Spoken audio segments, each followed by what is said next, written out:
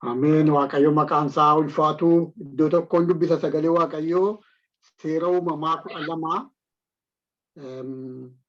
tokko amma furii isa jiruun dubbisa. Yeroo baay'ee sagalee dubbifamu, sagalee irraa barannu, sagalee haala adda addaatiin ofii keenyaas dubbifannee namoonnis nu dubbisanii lallabaanis dhageenyee baranneedha. Waaqayyo gaaf tokko Abrahaamii biyya kee keessaa, lammii kee keessaa, maatii abbaa kee keessaas bahiitii gara biyya ani si argisiisu dhaqi. Ani saba guddaa sin godha, sin eebbisaa, maqaan kee nan guddisa. Eebba sin taata, warri si eebbisan nan eebbisa, warra si salphisan nan abaara. Qomoo biyya lafaarraa hundumaa sababii keetiif hin eebbifamu jedhe. Kanarratti Abrahaam akkuma Waaqayyo isatti dubbatetti ka'ee hin adeeme, Looxis isaa wajjin hin dhaqe jedha. Hafuurammaa isa jalqabaattan dubbise. Kanarratti Abrahaam Waaqayyo akka Waaqayyo isatti dubbatee hin adeeme, Looxis isaa wajjin hin adeeme. Kan gooftaa kan ulfaate haa ta'u, yeroo obboleettiin koo sagalee Waaqayyoo tiin akkan tajaajilu na gaafattu, dhugaa dubbachuuf jiroonis xinnoo natti baay'ata, ayyaanas kaleessas manan ture, xinnoo ishee lafan jalqabu hin beekuun ture. Yeroon isaas gabaabaa ture.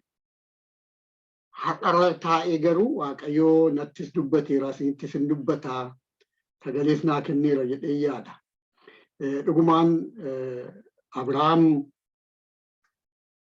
yeroo Waaqayyoo gara biyya ani si argisiisu dhaqi jedhu waa beekanatti fakkaatu, fuulduree isaa waan jiru, akkaataatti qophaa'u, akkaataatti socho'u, akkaataatti deemu, eenyu wajjin akkamitti akka godhu waan baay'ee isaa tarii isa fuulduree isaa deemu lafa dhaqu wallaaluu duwwaa miti. Tarii jalqabumti isaa nama isteebilii ta'ee taa'u tokko, nama qe'ee isaa keessa jiru, qe'ee abbaa isaa, qe'ee haadha isaa,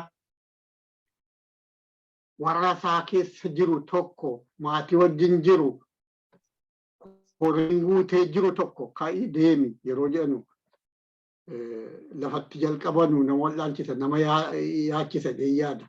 Hin beeku akkaataatti Abrahaam dubbichi galee fi baay'ee Abrahaam lapheensaa Waaqayyoo akkaataatti tuqee ka'etu na dinqa. Baay'ee nama dinqa obboloota koo. Waan itti aansee dhufu lafa dhaqu namni hin beekne ka'i deemi yoo jedhamu nama dinqa. Teeppii fudhatanii deemuun keessattuu akka bara kanaatti yoo addani baratti pilaanaan deemamu, baratti waan bor nyaatamu, waan iftaan nyaatamu illee pilaana godhamu, waan dhugamu illee pilaana godhamu keessa yeroo jiru waan Abrahaamitti himame. Kanaaf Abrahaam hubatee akkaataa itti deeme na dinqa. Baratti karoorri torbanii, karoorri guyyaa, karoorri waggaa ba'u. Baratti namni umurii kanatti kanan godha, umurii kana langa'u kanan godha jedhu, umurii ammanaatti bara barumsadhuma, umurii ammanaatti elementarii iskuulii dhuma bara jedhanu keessa yeroo tokko tokko ijoolleen umuriin xinnoo kilaasii keessatti yookaan guddaa kilaasii keessatti ta'e akka malee akka ilaalamu dhageenya biyya kanatti. Maaliifi isa isaan jedhanu umurii ammanatti iddoo kana ga'a namni isa jedhan sana keessaa namni yeroo ba'u jechuudha. Bara kana keessa yeroo isaa wajjin wal ilaallu Abrahaamiin hubannaa laatan jedha. Oh haalleluuyaa! Abrahaamiif Waaqayyo hubannaa akkamii godhe? Waaqayyo maqaan isaa kan ulfaate haa ta'u. Yeroo namoota maatii horii baay'ee qabaa, hojjetoota baay'ee qabaa, haati manaa jirti. Hundi kun yeroo wajjiniin gwaazii kaasee deemu. Yeroo meeshaa kaasee deemu iddootti buufattanu, iddootti aduu jalaa bokkaa jalaa qolattanu, iddootti horiin dhugdu beektan yoo ta'e. Haalleluuyaa. Akka Waaqayyoon amanatee nama akkatti deemu. Nama tokkotu kaleessa baay'ee hundi dinqe iddoo tokko waa dubbisaa. Namatti maal jedhaa?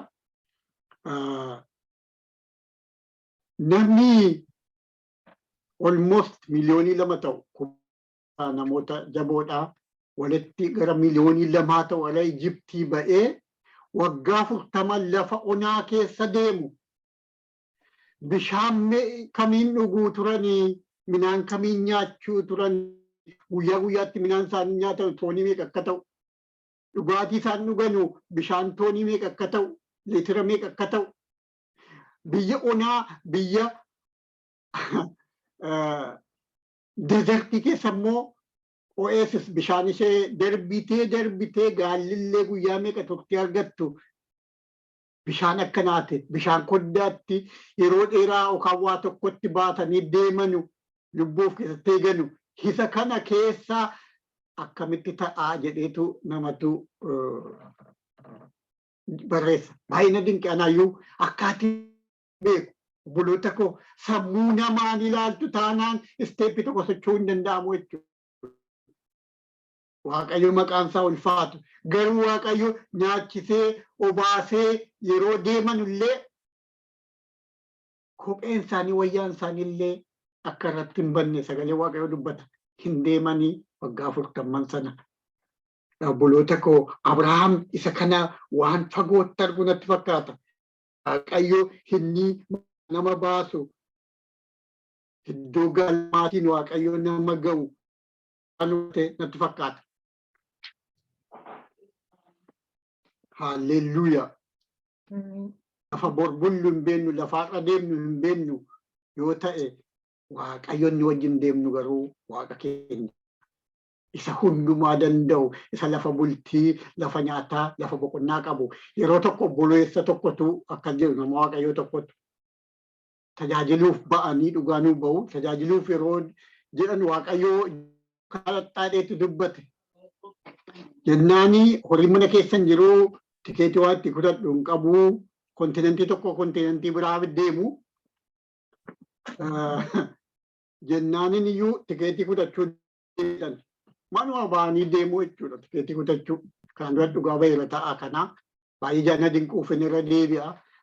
Hin deemu sagalee kana wajjiisu waan deemudha. Hin deemu tikeetii kutachuu.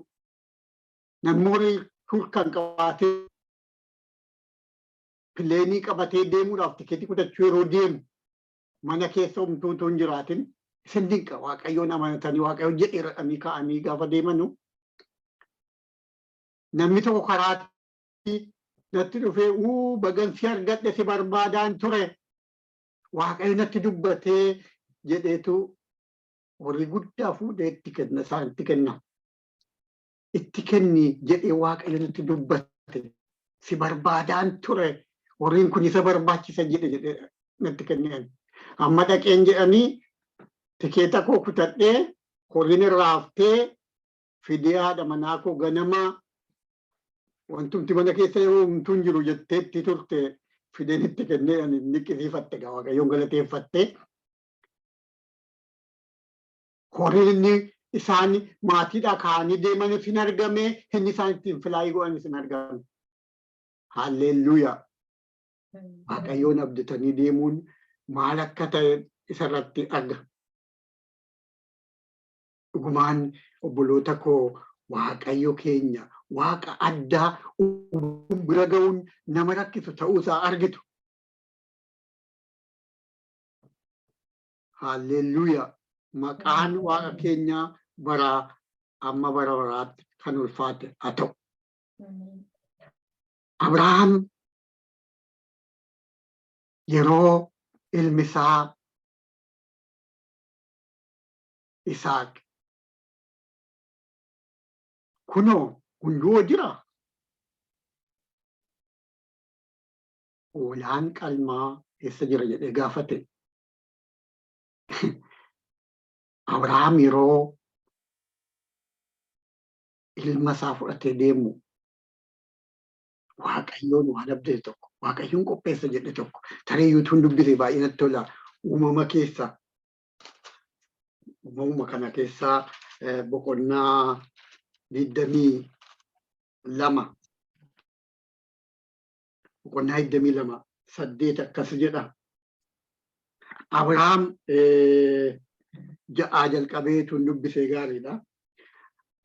Akkasitti Abrahaam qoraan ilma ittiin gubamu Isaaq ilma isaa baachisee ofii isaa immoo ibiddaa fi aduu harkatti qabatee lammanuus walii wajjin hin adeemani.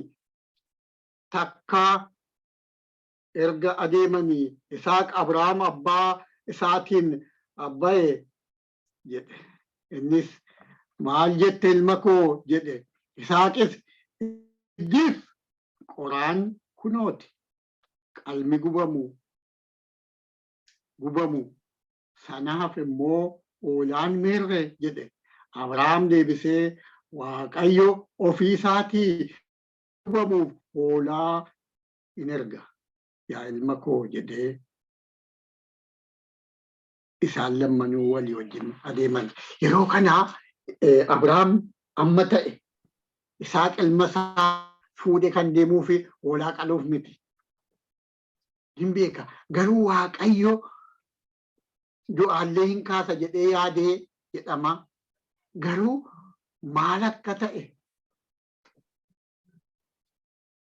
maal akka Abrahaam yaade ilma isaa tokkicha waggaa amma kana eegee godhate waggaa 100 obboloota koo nama dinqa. Garuu waan tokko beeka Waaqayyo hoolaa hin qopheessa. Nuti billaa keenya, abidda keenya, qoraan keenya fudhannee lafa Waaqayyo jedhe dhaquudha. Isa kana yeroo laalu Waaqayyo nu gargaaru. Obboloota koo baay'ee jabaadha amantiin akkana. Baay'ee jabaadha. Garuu nama dinqaa. Waaqayyo akkuma Abrahaam jedhe waan Abrahaam waa'ee Waaqa isaa yaade sana godhe. Hoolaanis Waaqayyo hin qopheesse. Maqaan isaa kan ulfaate haa ta'u. Sammuu ofiitiin yeroo baay'ee amantii sammuu ofiisa kaalkuleetii godhachuu dhugaa dubbachuu fi maqaan isaa ulfaatu Waaqayyoo akka sarratti of godhu barbaada. Garuu tokko sammuun keenya kun hin ajajamu. Kan hafuura keenya miidhu, kan guddina keenya miidhu, kan Waaqayyoo wajjin akka hin deemne miidhu yeroo baay'ee isa jennu caala isa yaadnudha yaada. Maaliif kaalkuleeshinii loojikii malee hin ta'u. Keessumattuu yoo barannee biyya guddaa keessa jiraannee akkuma isaanii yaadna natti fakkaata. Kaalkuleeshinii waldaa keessa lallabni kaalkuleeshinii uffannaan kaalkuleeshinii wanti hunduu herreega malee hin ta'u. Yoo kun ta'e kun ta'a tokkoof tokko lama hojii malee hin ta'u. Obboloota koo Waaqayyo garuu yeroo waamu yeroo dubbatu akka nu sarratti hoggannu nurraa eega. Yeroo sagalee kana isinii wajjiniin hirmaadhu ofii koo ga'aa ta'ee dhuguma waan Waaqayyo jedhu kan amma ta'e parsantii ta'e nan guute waan hin yaadu tokko illee hin jiru. Garuu na dinqa. Dubbii Waaqayyooti na dinqa. Yeroon bara iddoon jiru na argas. Obboloota koo maqaan isaa ulfaatu. Waaqayyo Abrahaamiin biyya kee keessaa lammii kee keessaa maatii abbaa kee keessaas ba'iitii gara biyya ani si argisiisuu dhaqi. Maaliif? Ba'iitii deemi jedhe Waaqayyo. Maaliif achi keessaa ba'uun isarra jira? Waaqayyo sin eebbisa jedheera. Achittis sin eebbisu maaliif deemi jedhee laata? Waan lama sadii yaaduu dandeenya. Tokko kan yaadu kan tarii waan Waaqayyo dubbate akka nachi deemu iddoo biraa dhaqu iddoon eebbaa Kana'aan ta'e waan argisiisu jira. Yeroo baase dhumarrattis karaa Kana'aan sanatti dubbisa. Dubbiin Kana'aan kun immoo waan jireenya bara baraa wajjin wal qabatu, waan akeeka Waaqayyoo wajjin wal qabatu, waan baay'eedha sagalee Waaqayyoo keessaa arguu dandeenya. Obboloota koo maaliif ba'uun isa barbaachisa isa jedhu kan biraa jedhee ani yaadu macaafa Iyyaasuu irraa yoo ilaalle yookaan immoo sagalee Waaqayyoo iddoo biraatti dubbisuu dandeenya. Macaafa Iyyaasuu 24:2 akka jedha. Iyyaasuun saba hundumaan Waaqayyo gooftaan inni kan Israa'el kan jedhu kanatti fufee jira. Waaqayyotu dubbataa jechuudha. Waaqayyo gooftaan inni kan Israa'el kan jedhu kanatti fufee jira. Bara durii abboonni keessan Taaraan abbaan Abrahaamiif abbaan Naahoor laga Efraaxes gama jiraachaa yommuu turan Waaqayyoolii biraatiif hin hojjetu turan. Waaqayyoolii biraatiif hojjetu, waaqayyoolii biraa waaqeffatu. Taaraan abbaan Abrahaam faa maatiinsaa hundinuu jechuudha. Abidda naanna'aniitti sirbu jedhu warri macaafa qulqulluu gadi fageessanii seenaa wajjin hin qoratan amantii kanaa qabu jedhu. Warri kun waaqa biraa waaqeffatu. Achi keessaa ba'uun barbaachisaadha. Waaqayyo yeroo nama waamu achi keessaa akka nu baanu barbaada. Waaqayyo maqaan isaa kan ulfaate haa ta'u. Adda ba'uu barbaada jechuudha.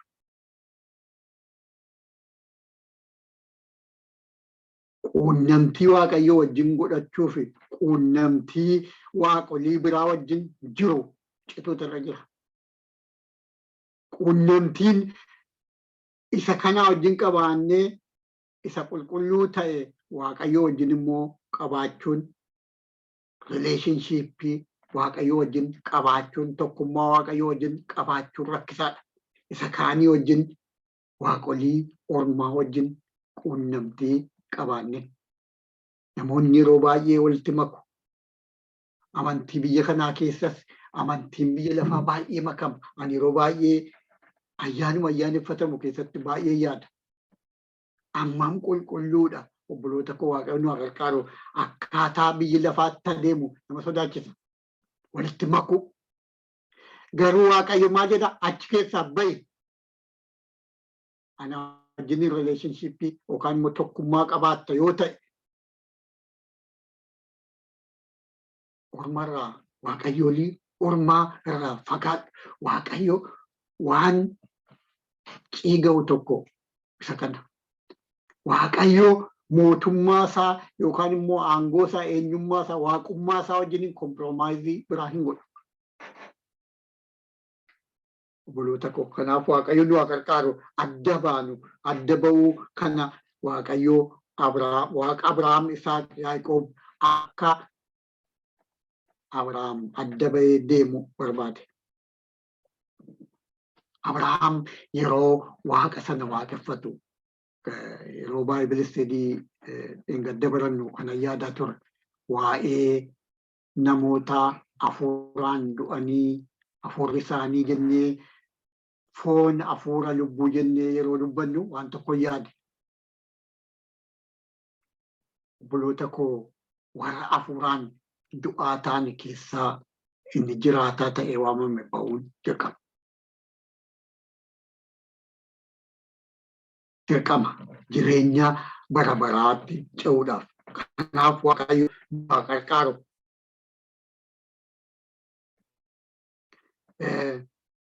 Abrahaam Waaqayyo yerootti dubbatu hin dhagaye. Ba'i yeroo inni jedhu hin dhagaye. Namoonni maal jedhu? Waaqayyo yeroo namatti dubbatu, nama tokko dubbatu, dubbachuu duwwaa miti. Tarii afaan Abrahaamiin galuun itti dubbate Waaqayyo.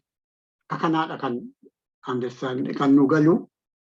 Garuu isa tun ta'in dubbii Waaqayyoo sun paaworii qaba. Isa lubbuu namatti toru qaba. Kanaaf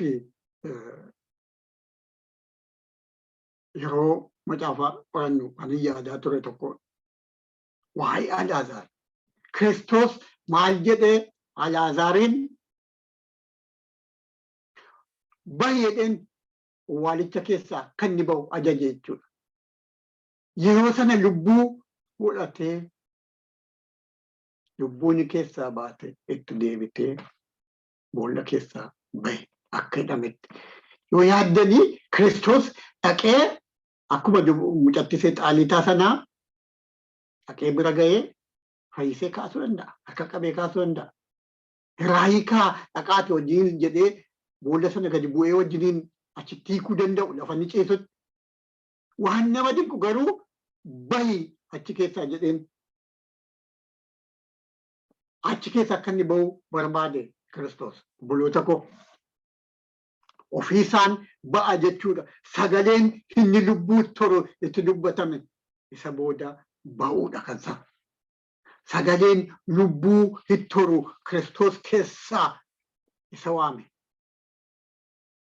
Lubbuu nama hin qabne reeffa boolla keessa ciisu fakkaatu sana itti dubbatame hin ka'ee hin bahe. Haalleluuyaa. Waaqayyoo akkuma kana yeroo anaaf isin lafa du'aa turre waamichi Waaqayyoo yeroo nu qaqqabu. Maqaan isaa kan ulfaate haa ta'u. Yohaannis macaafa Yohaannis 1:43 irratti kana jedhee sagalee guddaadhaan Alaazaar as bahi jedhee waame. Alaazaar as bahi maal keessaa boolla awwaala keessaa bahi. Alaazaar hin bahe. Abrahaam hin bahe. Bahi jedhamee isteeppiin ni fudhatu ba'uudha. Abrahaam utuu dideera ta'ee yoona waan dubbannu qabnu waa'ee Abrahaam baay'ee. Odoon ba'uudhee hin danda'a jechuudha. Itti himame malee, na jajame malee wiilii fedha mataa isaa qaba. Waaqayyo nama dinqa garuu. Kiristoos na dinqa yeroo Alaazaariin bahee hidhaa isaa fudhatee dhufe hidhaan isaa eegganni lubbuun isaa itti deebitee fayyee deemuu danda'e booddee irraa hiikame. Hidhaan baay'een Kiristoosiin yeroo argannu hiikama. Haalleluuyaa. Yeroo nu isteeppii fudhannu Kiristoos hidhaa keenya guyyaa guyyaatti nurraa hiikaa deema. Maqaan isaa baraamoo baroraatti kan ulfaate ta'u. Abrahaami hin waamame, hin dhagaye. Dhaga'uun barbaachisaadha. Namoonni baay'ee waamamanii hin dhaga'an. Sagalee Waaqayyoo akka jedhu hin dhagaye Abrahaam. Waamamanii dhaga'anii hin deeman.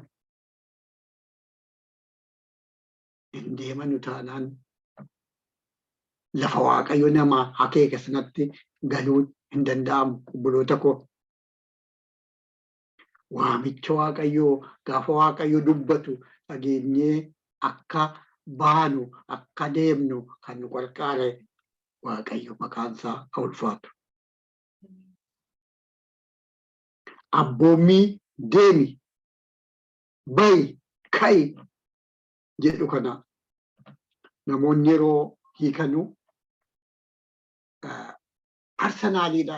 Yeroo Abrahaamiin Waaqayyo adeemi jedhu sanaa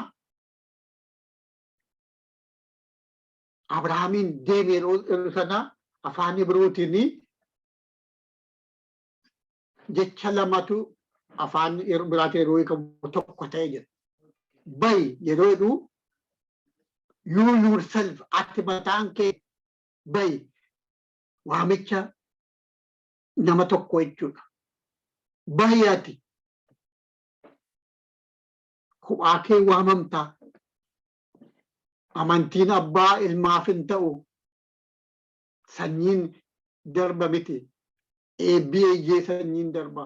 Abaarsi sanyiin darba.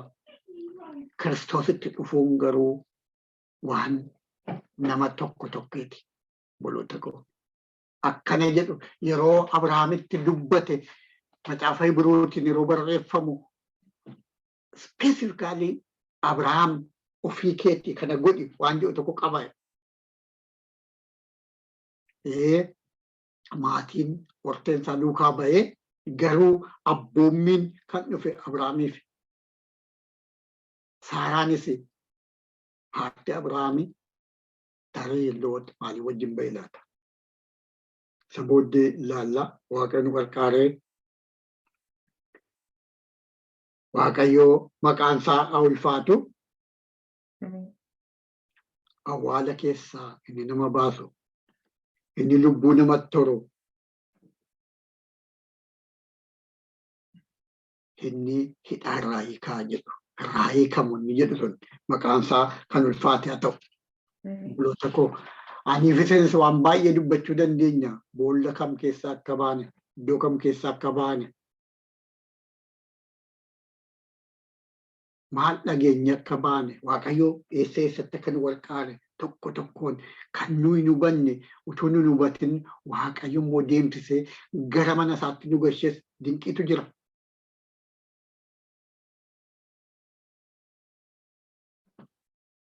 Waan nama dinqu keessaa Waaqayyo Abrahaamitti yeroo dubbatu waan jedhe tokko jira. Ifama guddaan koo tokko jinni rakkisti. Abrahaamitti waan dubbatetu jira. Yoo ilaallee gadi fageessinee yoo ilaallee waan sadii waan jedhutu jira. Lakkoofsa tokkorraa inni jiru 2 uumama. Waaqayyo gaaf tokko Abrahaamiin biyya kee keessaa, lammii kee keessaa, maatii kee keessaa bahi. Gara biyya inni si argisiisu dhaqe. Biyya kee keessaa, lammii kee keessaa, maatii kee keessaa bahi. Biyya ofii keessaa ba'uun ba'anii iddoo biraa jiraachuun akkuma nu amma wal barbaanne waliin waaqeffannu, akkuma nu koominiitii qabnu, akkuma hawaasa ofii afaan ofii haasa'u barbaannu biyya ofii keessaa ba'anii iddoo biraa jiraachuun keessumattuu bara kana keessa baay'eedhuma nama ajaa'ibsiisu miti. Nama dinqu garuu lammii kee keessaa ba'e biyya kee duwwaa miti. Hawaasa isaa keessaa bahu ture Abrahaam. Maaliif hawaasni suni isuma sila Iyyaasuu 24 irratti dubbifne achi keessa bahuutu irra ture. Warra akka sana jiraatan keessa namni afur fayyee. Tarii wanti kun fiizikaalii ta'uu dhiisuu mala garuu achi keessaa bahe. Ulfaataadha. Hawaasa ofii keessaa bahuun Abrahaam garuu bahuutu irra ture. Maatii abbaa kee keessaa jedha. Maatii keetu hin ta'in maatii abbaa keedha. Maatii abbaa isaa jechuun ijoollee wasiila isaa, ijoollee Haaraan Loot fa'aa jechuudha. Isaan keessaa bahee Waaqayyo. Isaa fudhateetu deeme. Garuu maatii abbaa keedha. Maatii keenya jedhu dhiifama maatii abbaa keedha. Inni kun baay'ee barbaachisaadha. Maaliifan kana jabeessee dubbadhaa Loot wajjin bahe. Fedha Waaqayyoo ture laata Loot duukaa bahuun. Abrahaamis Loot aladuu wajjin bahu maal jedhe laata? Hin waamee laata? Loot kottu na duukaa. Waaqayyos Loot Abrahaam jedhee laata? Yoo afuri gadi signee ilaalle kanarratti Abrahaam akkuma Waaqayyo isatti dubbate ka'ee ina deeme wajjin dhaqe. Lootis maatii isaa fudhatee wajjin ga'e. Loot wajjin ka'uun maal akka ta'e baay'ee sinniqa. Yoo sagalee Waaqayyoo kana callumannee yaannu Loot isaa wajjin ka'uun maal akka ta'e arguu dandeenya. Waan sirrii hin taane waan Waaqayyoo tarii akkan yaadutti Waaqayyoo fedha isaan taane akka jiru tokko argitu. Yeroo wajjin ka'uugaa deebii taa'ii jechuu tarii hin danda'u ta'a. Abrahaam hin beeku. Mucaa buleessaati. Mucaa abbaan irra hin jirre, abbaan irraa du'e, maatii qabaatu malee akkuma abbaati Abrahaami buleessa abbaati, wasiila isaati duukaa ga'e. Duukaa deeme.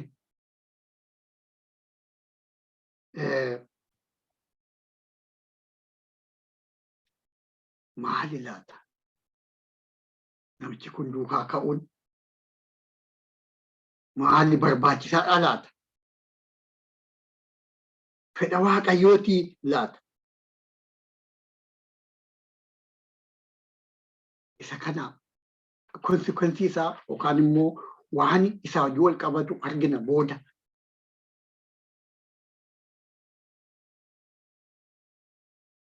Dhugumaan ulfaataadha. Maatii abbaa ofii keessaa ba'anii namoonni baay'een gatii ba'asaniiru. Namoonni baay'een maatii keessaa ari'amu. Iddootti akkas ta'utu jira obboloota koo. Waaqayyo nu haa gargaaru. Waaqayyo nu haa gargaaru obboloota koo. Waaqayyo waan wajjin baanu waan nu biraa afuu qabu nu argisiisuuf sagaleen kun nu barreeffame yaada. Waan tarii nu wajjiniin adeemuu hin dandeenye, waan yeroo baay'ee wajjin rakkannu goonu wal dhaallu, garuu jireenya bara baraa keessatti gufuutti ta'u, dhiigaan immoo walitti dhabdee jirrus waan baay'een hin jira yaada. Waan namatti ulfaatu yeroo kana dubbadhu baay'ee yaadaan dubbadha. Hamaadha wanti kun, jabaadha. Garuu Loot kan kilirii ta'ee jiru kan arginu, kan mul'atan arginu, Loot wajjin ba'uun rakkina akkattuu boodumallee Loot dhumni isaa maal akka fakkaatu yeroo ilaaltanu tarii wanti kun Waaqayyo wajjiniin fedha Waaqayyo wajjiniin deemuu laata akka jettan sin godha.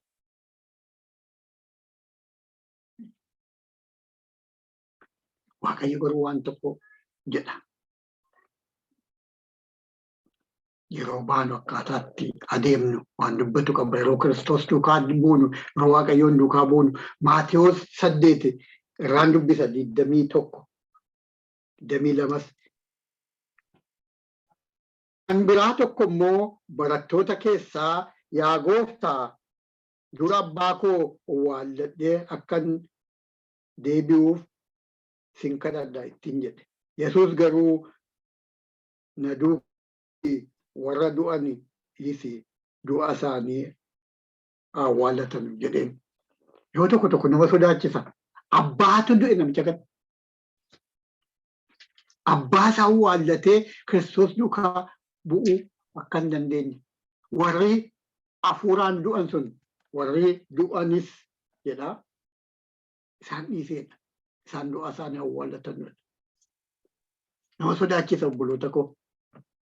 Baay'ee nama sodaachisa. Deebi'eedha. Waan abbaa keetii irratti hin argamin kun akka nu hubannuufi. Kottu yeroo hin qabdu achirratti deebi'uun siif hin ta'u. Fira keetii, nama keetii waan hundaaf garaa laaftee adeemta, garuu ulfaataadha. Garuu ulfaataadha obboloota koo. Waaqayyo nu haa gargaaru. amantiin akkam jabaa akka ta'e yoo baay'ee nuun galu. Amanuun Abrahaam, amanuun Iyyoob, amanuun namoota Waaqayyoon sirriitti hubatanii jabaa akka ta'e argina.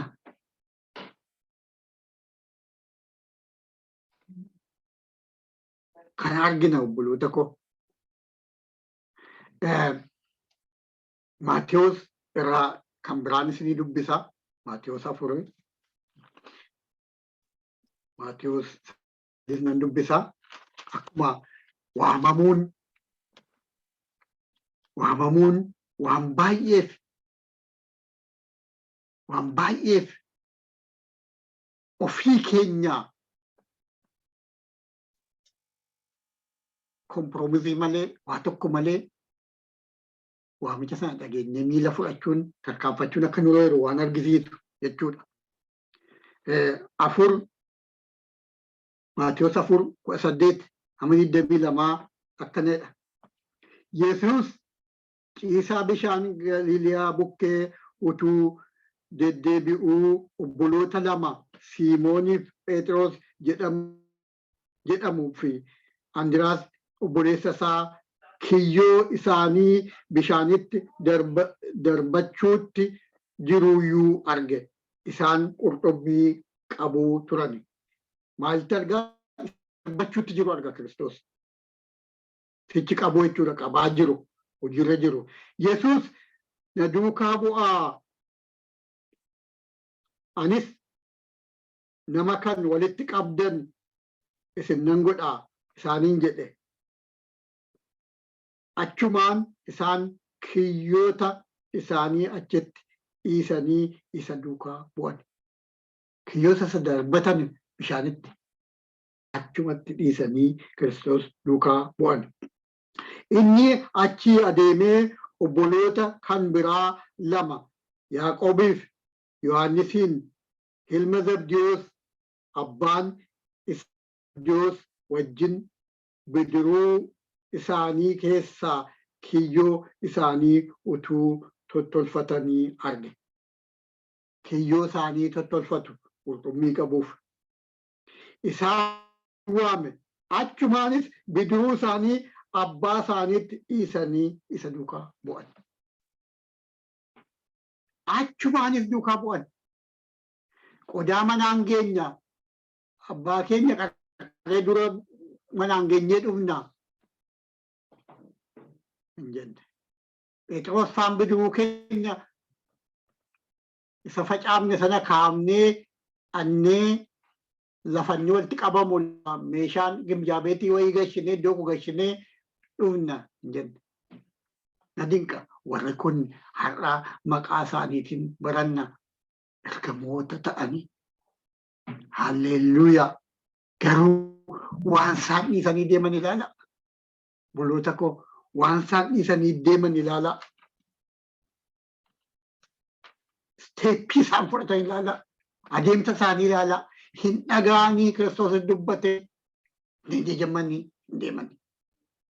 Duukaa bu'anii.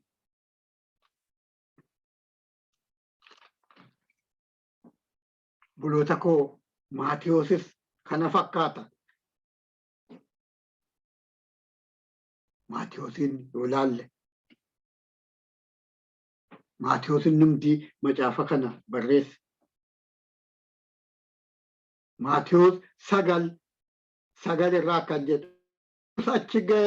Achi ka'ee utuma darbuu nama Maatewoos jedhamu tokko utuu inni iddoo qaraxaa taa'uu arge. Na duukaa bu'i jedheen Maatewoos yommus ka'ee duukaa hin bu'e. Yommus ispootii sanatti yommus ka'ee duukaa hin bu'e. Maatewoos silaa galgala waan hojjetame herreegee waan fuudhame sana hunda walitti qabee iddoo kokaayee haaluma sanallee yoo ta'e fiilmii tokko jira yeroo baay'ee waa'ee kanaa dubbadhee beekaa na dinqa baay'ee fiilmii waa'ee Maatewos waa'ee wangeelaa irratti hojjetame Maatewos durii isee baay'ee kanaan barreessu utuu barreessuu Yesuus argee waama. Ishee barreessu achuma keessatti iseetu ka'ee duukaa bu'a filmii sanarratti. Haalleluuyaa! Isa lafatti hafu achumatti dhiyeessamee duukaa bu'amaa jechuudha. Waaqayyo nu haa gargaaru, anaaf isin nu haa gargaaru. Yeroo sagalee kana dubbisu, yeroo yaadu akka inni jabaa ta'e nan beeka. Garuu Waaqayyo waan nurraa barbaadu tu jira. Jireenya waggaa muraasa biyya lafaarra jiraannu kanatu jireenya bara baraa keenya murteessa. Baay'ee keenya irratti dubbachaa turre namoota ammaa yeroo du'an booddee nafsi amaaruu yookaan immoo rest in peace yookaan immoo kadhatatu godhama reeffaa fi waan akkanaa irratti dubbachaa turre buloota koo. Hesteeppiin utuu jiruu fudhatama. Isa booddee Waaqayyotu beeka. Kan nu katabame hin jiru. Reeffaaf kadhannee reeffii gooftaa bara kan jedhu yookaan immoo lubbuun gooftaatti fayyiti kan jedhu nuun barreeffamne. Waan hin beekne baay'eetu jira sagalee Waaqayyoo keessa. Har'a dibisbisaan argina akkuma Phaawulos jedhu. Phaawulos inni waan baay'ee arga akkas nuun jedha taanaan nutis ammamiin argina. Garuu kiliirii waan ta'e waan Waaqayyo nutti dubbate ittiin jiraachuuf nuu kenname isa bira geenye kanaan deddeebi'uun nurra jira. Kanaaf sagaleen Waaqayyoo yeruma waamamne waanne duukaa akka buunu barbaada. Abrahaam kana godhe. Abrahaam kana godhe. Garuu rakkinni tarii ta'e xinnoo ishee diinnis ittiin isaan Abrahaamiif Loot gidduu goree tarii loluu yaadetti laatee yaadu. Abrahaam Waaqayyo akkuma isa dubbatetti ka'ee hin adeemedha. Inni adeeme. Loot isaa wajjin adeeme. Isa Loot adeeme kanaadha. Ishee xinnoo ishee irraa dubbadhaa. Akkuma silla jedhee gaaffii namatti ta'u fedha Waaqayyooti yookaan deemuunsaa fudhatee deemuunsaa fedha Waaqayyooti ni jedhu gaaffiidha.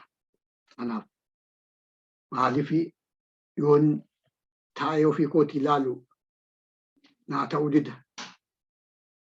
Naa ta'uu dida. Abrahaami bahi dhaqi jedhame. Deemi jedhame. Asirratti isa bahi jedhame kana bahuu duwwaatu hin ta'in deemuun sun barbaachisaa akka ta'e yaada. Yeroo baay'ee namni gooftaa fudhatee jireenya bara baraa baree gooftaa jalaa waatee harka kaasee kadhatamee fi adeemuu irratti garuu na deema. Achuma dhaabbanna taanaan baanii na deemnu taanaan buloota koo iddoo Waaqayyo nuun jedhe gahuu hin dandeenyu. Iddoo Waaqayyo nuun jedhe kanaan gahuuf deemuun barbaachisaadha. Yeroo yerootti isteeppii fudhachuu Waaqayyo kan na dinqu keessaa tokko kan inni godhe Abrahaamiin utuu yeroo sana hunduma isaatti meera ta'ee hin beekan. Amantii dhumti isaa inni Abrahaam hin amane innis akka qulqulluu ta'etti isaa fudhatame. Sun maal ta'uu danda'a? Utuu hin argin amane inni dinqata. Kanaaf Waaqayyo tokko tokkoon itti hime yeroo tokkicha itti hime itti baay'ata tarii yookaan immoo amanee hin jedhu ta'a. Odoo karaa irratti baatee wal diddaatu jira. Buleessa kee wajjin walii mucaan buleessa kee wajjin wal didda faa jedhee wanti tokko duratti meera ta'ee tarii itti ulfaata. Ka'e jedheeni hin ka'e. Abrahaam na dinqa garuu whatever it is waan fedhe ta'e Waaqayyoon akka inni amanate garuu waan arginutu jira. Odoo fuulduree isaa abiddi jiraates akkuma inni itti deemu argina garuu isa kana duwwaa miti.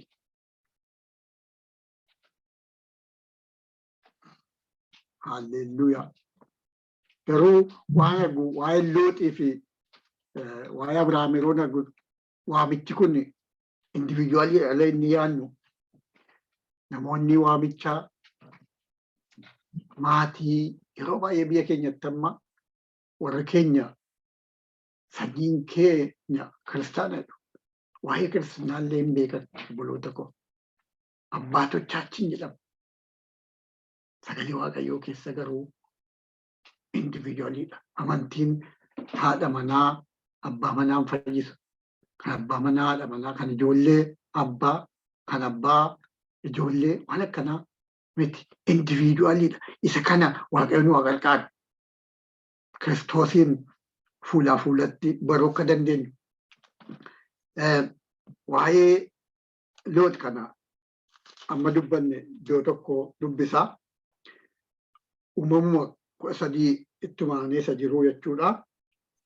8 jalqabee Abrahaam yommus Looxiin nuyi walii obboloota kanaaf sii fi ana gidduutti warra horii kee tiksanii fi warra horii koo tiksan gidduutti qoccolloon hin ta'in.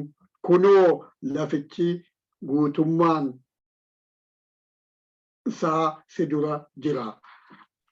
Maatii ifama. Si dura jira mitiire anatti gargar baafadhu.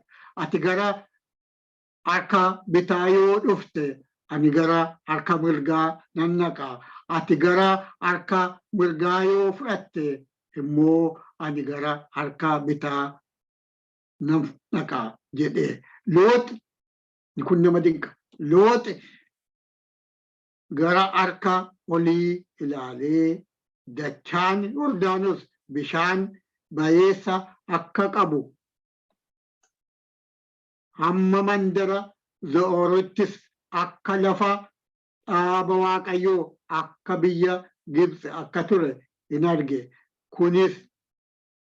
Kunis utuu Waaqayyo mandaroota Sodoomiif Gamoraa hin balleessin ture. Akkasitti Looxi dachaa Yordaanos hundumaa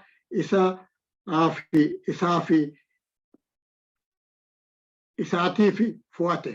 Ofii isaatiif fo'ate. Godoo isaa buqqifatee gara ba'a biiftuutti in adeeme. Isaanis akkasitti walirraa gargar ba'anii Abrahaam biyya Kanaan keessa taa'ee Loox garuu mandaroota dachaa Yordaanos gidduu taa'ee dunkaana isaas hamma mandara Sodoom achi butee in dhaabbate jedha. Waa'ee Sodoomii fi Gamoraa dubbata.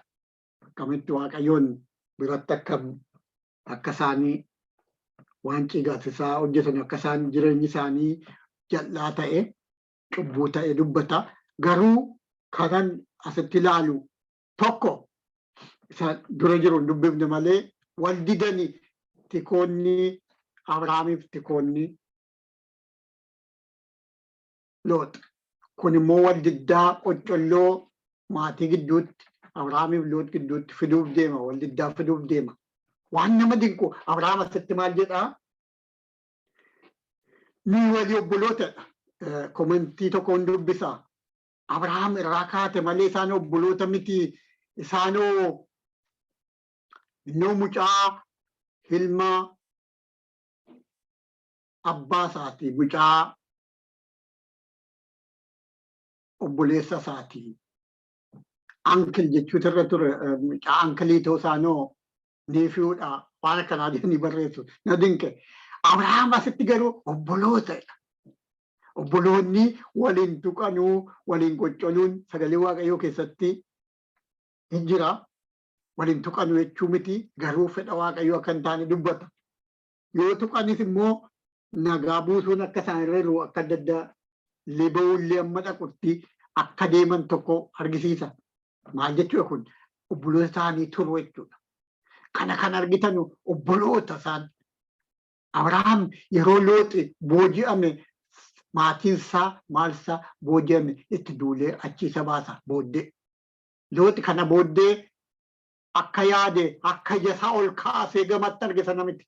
Obboloota koo yeroo tokko tokko ija keenya kaafnee fagootti hin arginu ni bareedu. Inni nama fudhatu suni gara Sodoomiif gara Gamoraa nama geessa. Sodoomiif Gamoraadhaan inni akka dinqiitti ilaalee ija isaa ol kaasee filate sun. Gaafa wal didanuu akka filatu godhe. Baay'ee yeroo yaadu akkuma aadaa keenyaatti illee maali wasiilaa ati filadhu malee situ hangafa kooti. Situ abbaa kooti, obboleessa abbaa kooti, ati filadhu jedhaa turatu ta'e nama guddaadha. Jaarsa situ waan baay'ee gochuu hin danda'u. Isa gaarii kana ati dhaqi Abrahaam jedhaa ture. Filate Loot. Maaliif bareedaadha kaa. Gibsi yeroo baay'ee sagalee Waaqayyoo kan ittiin wal fakkeessu inni gannata lafarraa fakkaa jedhu kun abbaa Ayyas jira. Isa duwwaatu hin ta'e yeroo baay'ee oteessa ilaaltanu yeroo beelaa Abrahaamis dhaqeera. Yeroo beelaa illee naannoon kanaan yeroo rakkina godhatu naannoon kanaan kun hin googa achi deemu. Fakkeenya sana dubbata itti fakkaata. Baay'ee bareeda akka ta'e garuu namoonni achi keessa jiranu gaarii kan taane Waaqayyoof. Kanaaf ija ofiin ilaalanii gara Sodoom dhaquu Waaqayyo nurraa dhowwu obboloota koo. Ija ofiin filanneessa Waaqayyo qoqoree fakkaatu hamaa fakkaatu Waaqayyo filu sana wayya. Lafa onaa keessa waggaa 40 dhamaanii Kanaaniin galuu kan fakkaate hin jiru obboloota koo. Waaqayyo nu haa gargaaru. Looxiin filatee dhumni isaa garuu gaarii hin taane. Dhumni isaa garuu gaarii hin taane. Ani Looxi jireenya isaa keessa waan na gaddisiisu namni horiin isaa guutee namni hojjetoonni isaallee amma horii lafa kaan dhabanii marga irratti namni wal didu kuni dhumarratti holqa keessa jiraate. Ijoollee durbaa isaa lamman duwwaatu isayyuu Waaqayyo haraara godhee fi achi keessaa qabee yeroo Sodoomii Gomoraan badanu isaa baase holqa dhagaa dhokatee jiraate. Isa keessattoo waan tarii nama ceegaasisu hojjetee amma saba Israa'eliif illee orkeen isaa suni diina ta'anutti waan deemu. Waaqayyo nu gargaaru. Oromoon galgalli keenya badin jedha yeroo tokko yeroo akka jedhan na dinqa. Galgalli keenya obboloota koo gaarii haa ta'u. Loot obboleessa isaa Abrahaam akka furaatti yaaddani obbolaa isaanii Abrahaam waan hafuuraa waan dubbates fakkaata yoo na dinqa. Nuti obbolootadha. Nuti warra wal tuqu miti jedhaan hin ba'anii adda adda ba'anii. Waan nama dinqu tokkoon isin dubbisaa. Anaan jaana dinqeeffan isin jedha.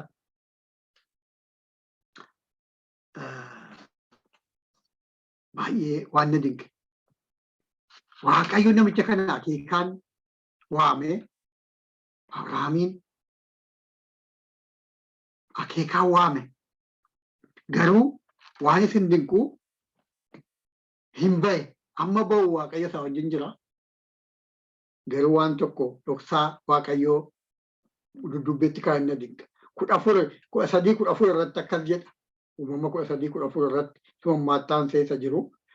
Loot erga isarraa gargar bahee booddee Waaqayyo Abrahaamiin ol jedhi lafa amma jirtu kana gara bitaa, gara mirgaa, gara ba'a biiftuu, gara lixa biiftuus ilaali. Biyya ati argitu kana hundumaa ani kennaa bara baraa godhee siif sanyii keef nan kenna. Ani sanyii kee akka biyyoo lafaa nan godhaa. Namni biyyoo lafaa lakkaa'uu yoo danda'e sanyii kee akkasuma lakkaa'uu hin danda'a. ani waanan siif kennuuf ani isa waanan siif kennuuf ka'ii dheerina biyyichaaf bal'ina biyyichaa keessa adeemi jedhe. Abrahaamis dunkaana isaa buqqifatee gara mukeetti qilxuu Mamree warra mandara Kebroon dhiyoo bira dhufee taa'ee achitti Waaqayyo iddoo aarsaa aarse jedha. Waan isin dinqu waan gaanaan na dinqisiin jedhu Loot egga irraa gargar ba'e booddee konkiriititti dubbata Waaqayyo. Duraan lafan si argisiisutti deemta sin eebbisa jedhe. Amma garuu hinnan sii kennu isa kana ilaali jedhe. Haalleluuyaa. Hammatti argisiise.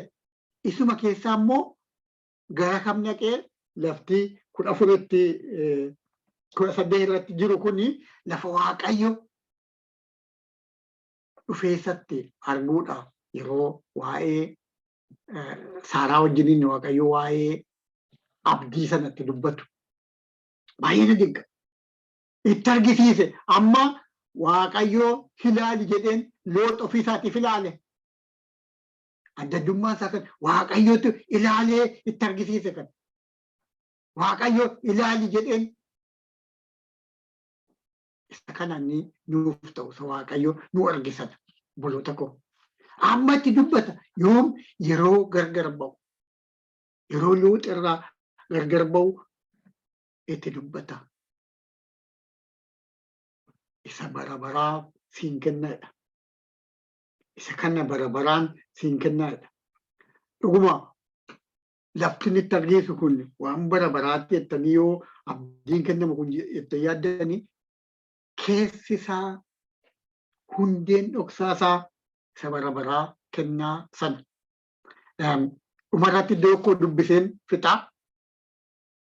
Ifa makka yaade caalaa dheerate.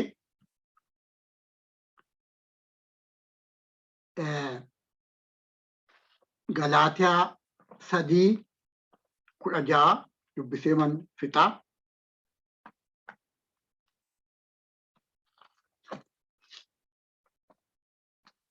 Waan Ibroota keessaa 11:8 jalqabee jiru yeroo biraa tarii namni dubbifachuu danda'a.